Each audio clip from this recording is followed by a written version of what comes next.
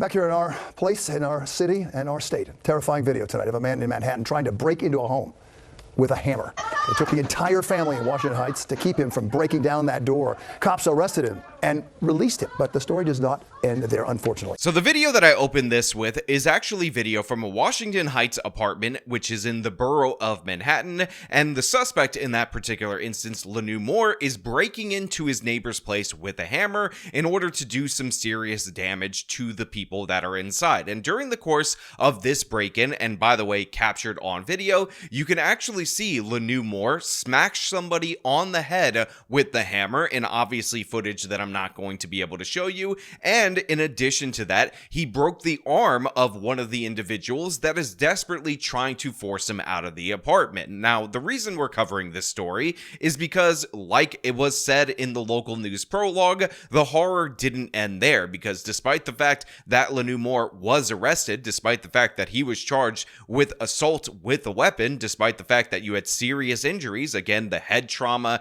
and of course the broken arm in this particular instance, Lanu Moore was released on just $5,000 bail. Now, to be clear, when I say $5,000 bail, what you need to understand is that he only had to put up 10% of that bail in order to get out, so he was let go, again, on a bail of $500. Now, a lot of times when we talk about New York State bail reform, we discuss the people who are released same day automatically, without any bail at all whatsoever. However, another component of the law that maybe I need to emphasize more is that even when you give bail to somebody, when you can actually charge them money in order to try to keep them in lockup, in reality, if you're a judge, you have to assess the finances of that individual to make sure they are capable of paying the bail so they can get out of jail. And obviously, the reason why I'm highlighting this particular story is that unfortunately, this man was able to get out. He was able to put up the $500, and he decided to target these people again who had an order of protection against him. Because 5 months later, after this video, cops say he tracked down one of the women inside that home and he killed her. He decided to shoot and kill one of the women in this home, along with a friend of hers and the dog that she was walking at the time that he attacked. This is a preventable death due to bail reform that was just allowed to happen because District Attorney Alvin Bragg cared way more about political prosecutions like Daniel Penny, like Donald Trump, rather than the lives of average everyday New Yorkers who are suffering under his failed leadership. Now, we're going to get into this. We're going to break this down. But before we do, I want to say thank you to everybody who's already donated to friend of the channel, Devin Tracy's fundraiser for his parents who lost their home during the wildfire. I'm going to link that donation fundraiser in the top of the description once again. If you guys are fans of Devin and you want to help out his parents, please donate. If you can't afford to donate or don't want to, there's no pressure. I totally understand, but I really do appreciate all of you who decided to help a friend of mine in his time of need. Thank you again. He has not yet been caught. The family is in mourning and in fear. And talking exclusively to Eyewitness News reporter Kimberly Richardson. It is terrifying. April 11th, Jackie Bellini, her daughter and others desperately try and keep their next door neighbor, Lanu Moore, out of Jackie's apartment. So a couple of things. At the time of this local news segment, Lanu Moore had not been captured. That is in fact true at the time that it was reported. However, this case actually dates back to 2023. It actually crossed my wife's Instagram and she ended up sending me over the story because this is exactly the kind of thing that I talk about. But at this point in time, he has been captured. He has been charged. I don't know if he's been convicted because there seems to be no updates on the case since back in 2023. But to be clear, this is not a suspect at large. However, this is an example of the failed bail reform laws, which again, not only allow for the release of repeat offenders time and time again, same day automatically without any bail, but in addition to that, when you can assess bail, you have to make sure that these criminals can afford it.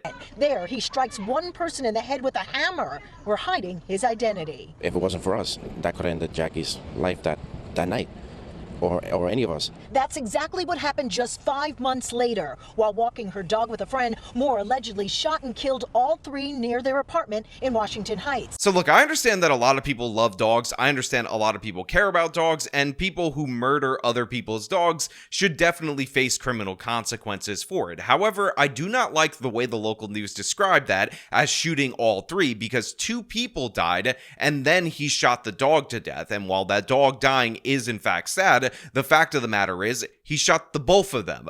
The woman who was victimized by this individual once before, and of course the man who decided to escort his friend while walking the dog because she didn't feel safe after District Attorney Alvin Bragg turned this criminal loose back onto the streets because he didn't give a damn about this woman. In this exclusive report, the family speaks for the first time. That's all she wanted to do, help people. And the system failed her. Moore is considered armed and dangerous. Is now on the run is the reason why we're also not showing Jackie's daughter's face. She adored her mother. She was the best. She was always smiling. She was my best friend. And I can never get that back. Now, I also find it incredibly troubling that this armed madman was set loose onto the streets. He was able to kill 2 individuals and still wasn't captured for a lengthy period of time back in 2023. And these people are so scared and know that the system has failed them so much that they're still trying to hide their identities while trying to advocate for their mother that was killed in this particular instance, and it's absolutely tragic. But more importantly, it was a preventable tragedy. You think that this guy's first offense was smashing into his neighbor's property and deciding to attack all of them with a hammer? Do you think that $500, which is what he was able to pay to get out of jail, is sufficient in terms of a guy who is caught on video smashing people with a hammer, striking individuals with it in the head, and who actually broke a woman's arm during the course of this break-in? And the crazy thing about this is that what aggravated this individual, which might actually explain why he shot the dog in addition to killing these 2 people, is one of the pettiest neighbor disputes that you can possibly have.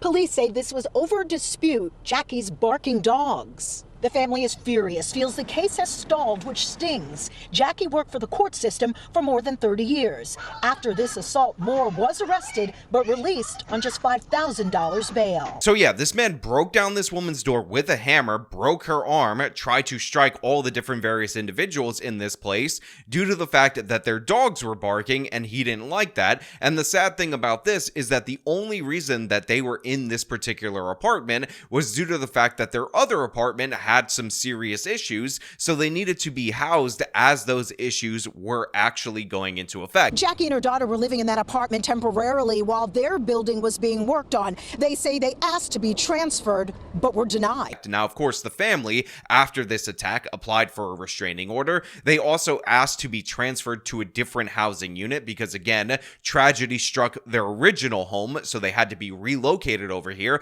They asked to be relocated somewhere else, but New York City refused to do so. In addition to that, this man had the restraining order against him, and guess what? Even though he violated the restraining order the day after he was released, New York City and Manhattan District Attorney Alvin Bragg's office decided that they weren't going to hold him accountable for it. And we've talked about this before, how violations of restraining orders were, of course, one of the crimes that was protected under New York State bail reform, which is one of the reasons why the New York State bail reform law is such a cancer on not just the city of New York, but on the state of New York. This guy was obviously a threat from the caught on video attack that you've seen clips of throughout the course of this segment. He obviously didn't give a damn about violating the restraining order because he went after these people the very next day, but New York State and District Attorney Alvin Bragg's office decided that they didn't give a damn about the victims in this particular instance, so they released him on just $500 bond, and then when he reoffended, they didn't do anything,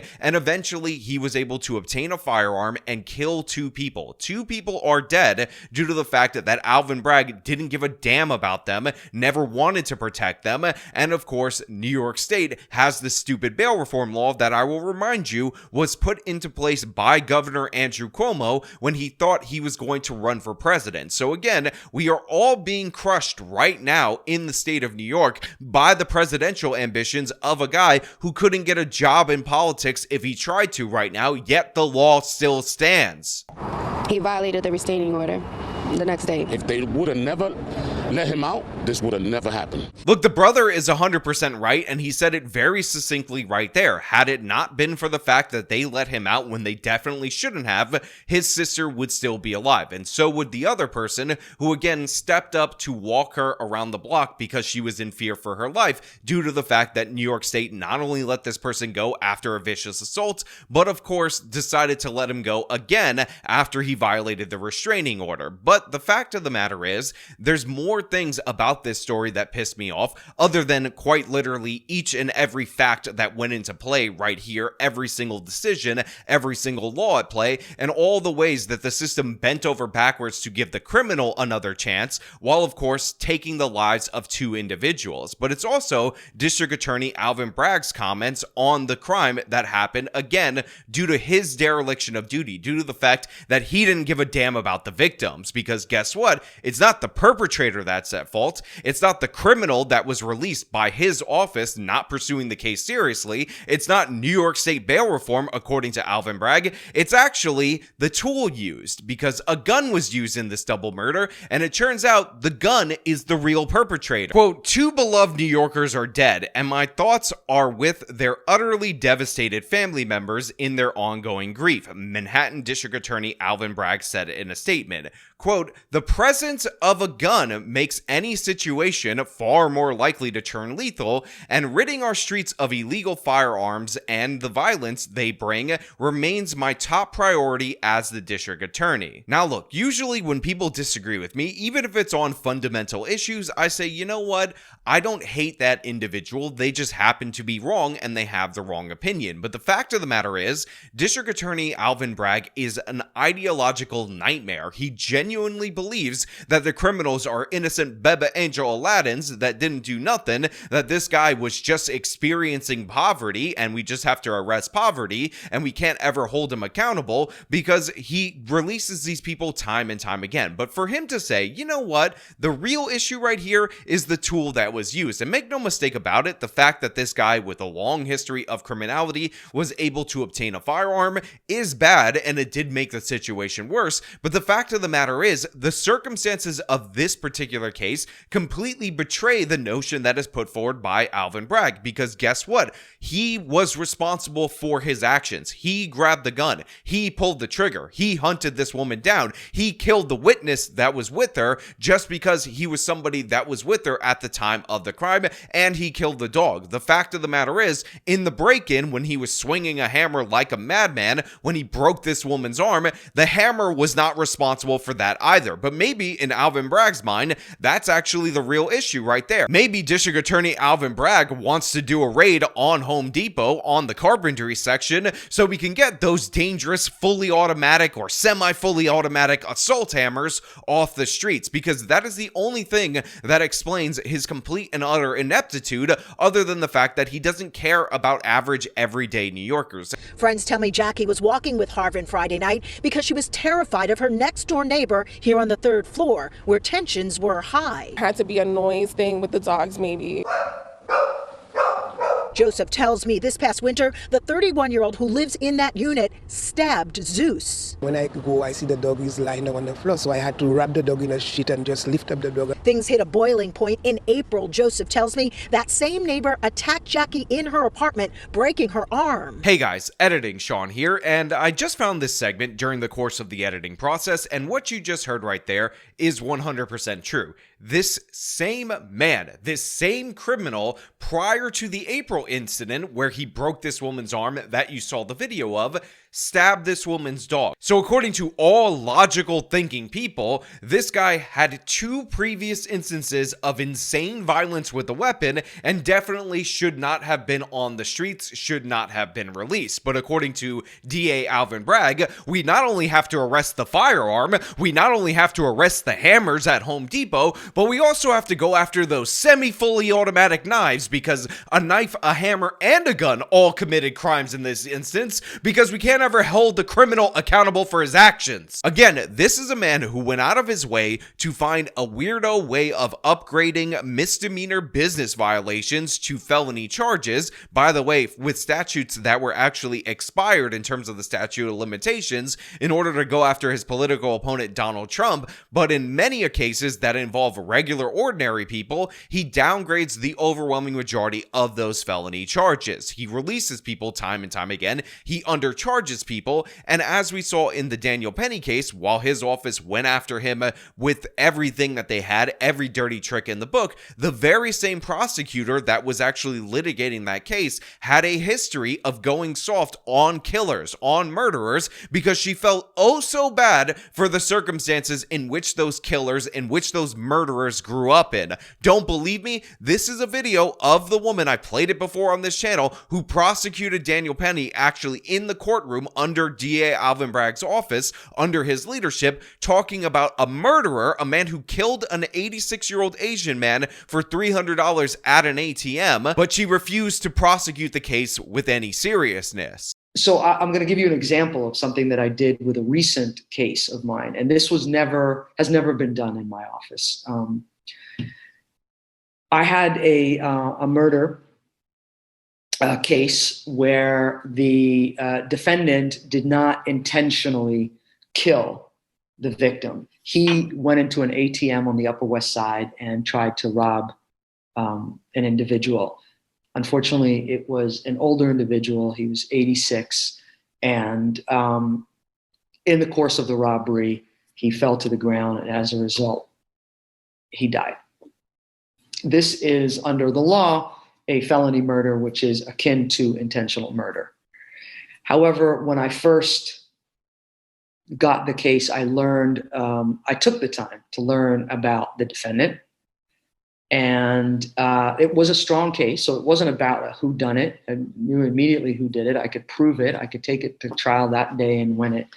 But it wasn't about that. It was that the more I learned about the defendant and his life and the circumstances, the kinds of things that Jarrell was talking about, that one should take into account the trauma of that individual, I really felt incredibly sorry for him that he had gotten to that point in his life where he felt like there was no other choice but to commit this robbery.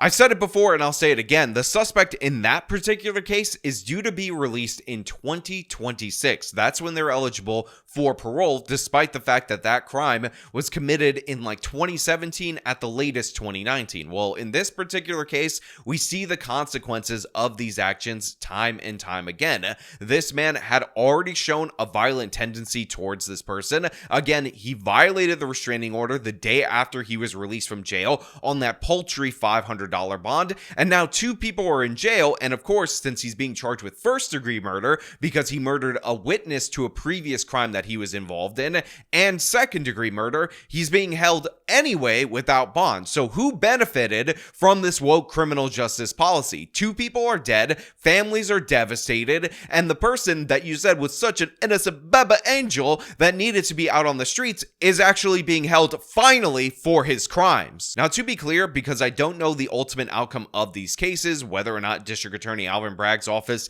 is even still prosecuting them, the crimes are alleged as of right now, even though we're a couple of years removed from when they occurred. And the fact of the matter is, when all is said and done, maybe the prosecutor will feel oh so sympathetic for this innocent baby angel, and he'll be able to plead down to, I don't know, disorderly conduct or something like that, and be released to go out and murder again. Because honestly, who would be surprised if that occurred from the Manhattan District Attorney's office? But anyway, those are my thoughts about this particular case. I really want you guys to think about the consequences of these actions whenever these reformers that sound kind of good run for office, although Bragg was known to be scum from the jump, because there are real serious consequences to allowing these people to have the levers of power. Now, as per usual, if you like the video, you can show them by leaving a like, subscribe for more content, follow me on my social medias, support me via the support links in the description of this video. This has been me talking about a disastrous case out of the city of New York, out of the borough of Manhattan,